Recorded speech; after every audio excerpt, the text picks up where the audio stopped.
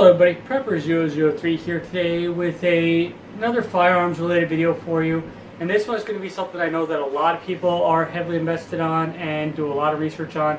And I just wanted to kind of put my thought into it on the channel, and that is going to be budget firearms for SHTF. Now I know that a lot of people have a different idea on what budget is and what their limit is for spending. So right now I've seen kind of a good general idea on what budget line is, and that's going to be at the high end of the spectrum is going to be $500. So right now everything on this list is going to be right at 500 or below 500. So right now I'm going to start off with the staple holder for the budget firearm, and that is going to be the Mosin Nagant rifle. Now right now I know that the Mosin Nagant is pretty big staple holder for those that are budget line.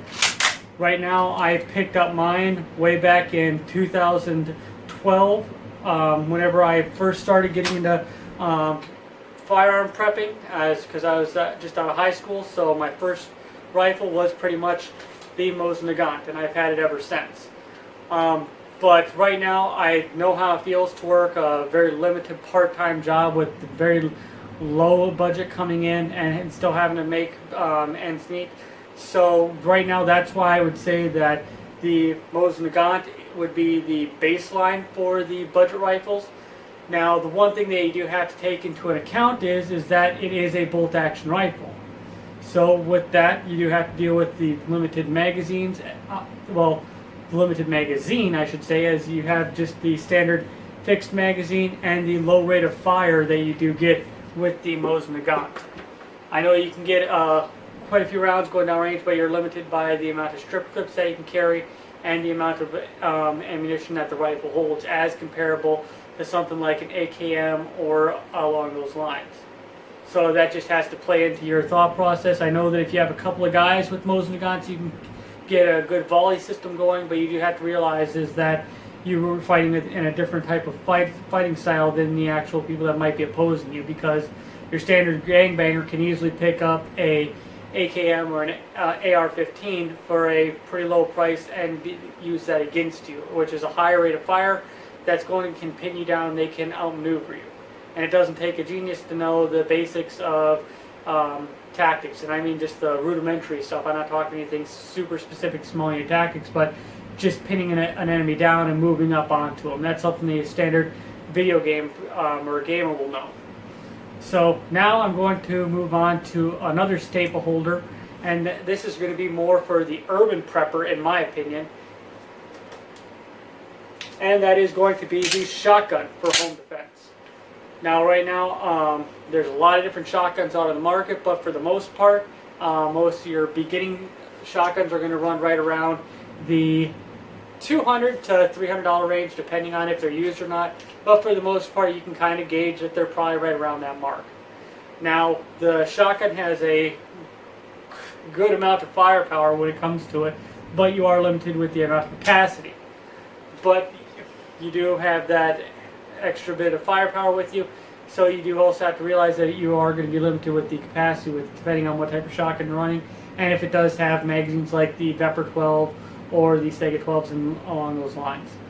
But why I say this is something that's good for a city prepper is that you're going to be in a more confined space. You're not going to have a lot of long open areas depending where you're living and what's have you. Now sure, there's going to be a lot of long open streets and things like that, but if you're inside of an apartment complex or something like that, a shotgun really does have and hold its power inside of a building and inside of close quarters, and you can get a variety of different loads, as I mentioned in my shotgun video for Shotguns for Shits fan.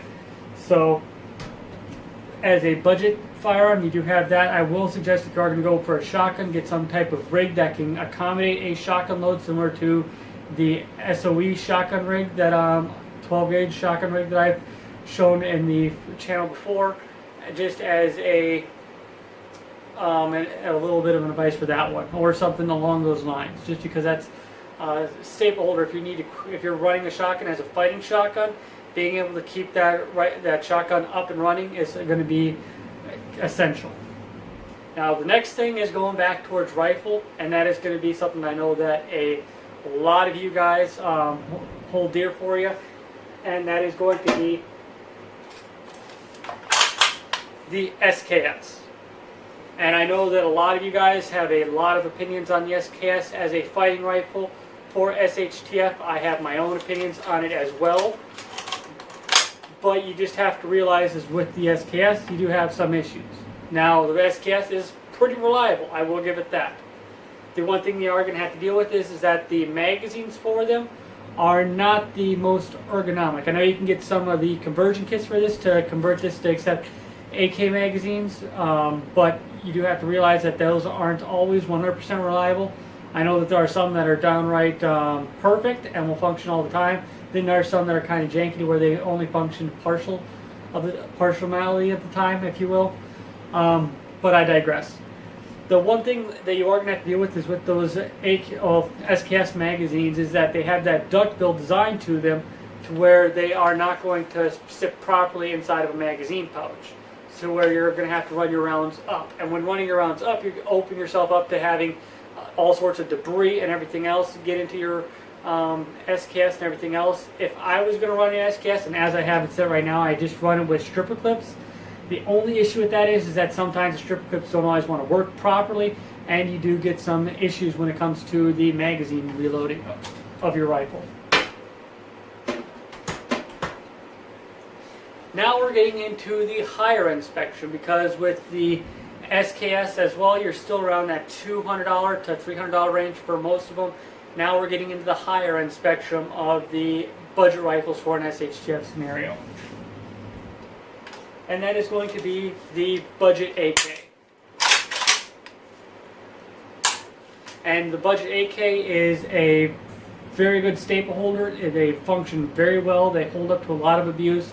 And even a lot of the more budget ones, like I have this is a Shtf, I think it's the M70 NPAP. These even hold up to quite a bit amount of abuse and a high round count. Now the biggest thing is they have to worry about with the AKs is that sometimes they, especially when you get into the more budget line ones, they don't always have a lot of the interchangeable parts. Like this one right here, it does not accept a lot of your standard AK handguards or standard AK stock, but that's because it's a Shtf.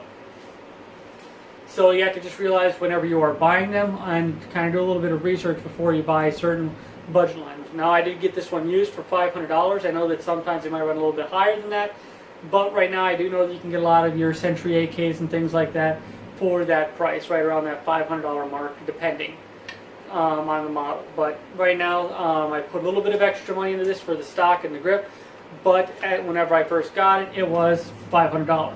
So it's coming in at that point of budget line rifles being the AKM variant rifles.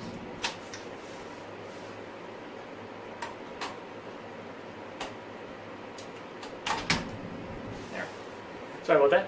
Now the last one is going to be the budget line is going to be the AR-15, and that is going to be this one right here. Now I know as it is configured, it is not the most budget line, as the optic right here blows half of the budget. But whenever I first got it,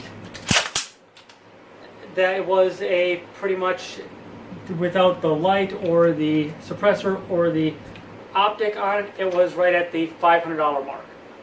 So, well, like $525 whenever I average it out, because I went and got stuff used. And like I got the Cac Shockwave here. It has a little bit of stuff on it, and it has a little bit of scuffs and stuff like that. So I got it for $25 with the tube.